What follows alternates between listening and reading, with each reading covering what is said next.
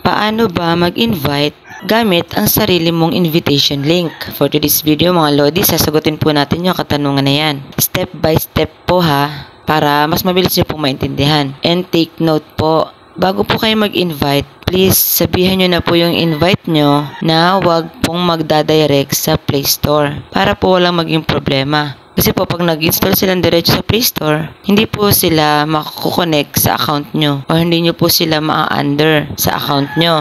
Magiging direct po sila sa Popo at hindi po sila, wala ka pong magiging income sa lahat po ng magiging invite nyo kapag nag-direct sila sa Play Store. Okay, umpisa na po natin. Siyempre unang-una po, pupunta po tayo sa Popo apps. I-open po natin yung application ni Popo. Sunod, punta naman po tayo sa dashboard natin. Ayan. Makikita nyo po dyan yung invite. I-click nyo po yung invite. Tapos, pindutin nyo po ang nakalagay na invite now.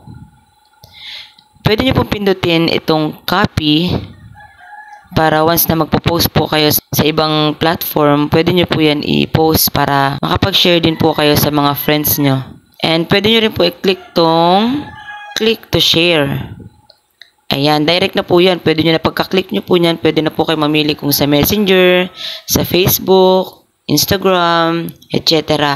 Pwede na po yan direct or personal message, ganyan. Ayan, yan lang po yung napakadali kung paano po mag-invite dito sa Popo. Hindi po kayo maliligaw kasi po may message naman po dyan. Mababasa nyo naman yung step by step. At syempre po, malaking tulong din po itong video na to para po hindi rin po kayo ligaw sa pag-i-invite. At yun po, ito lang po yung sagot sa katanungan kung paano po mag-invite using your invitation link.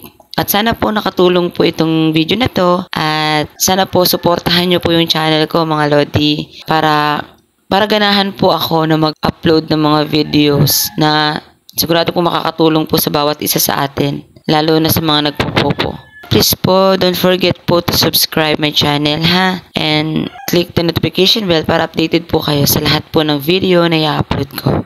Thank you so much for watching. Bye-bye!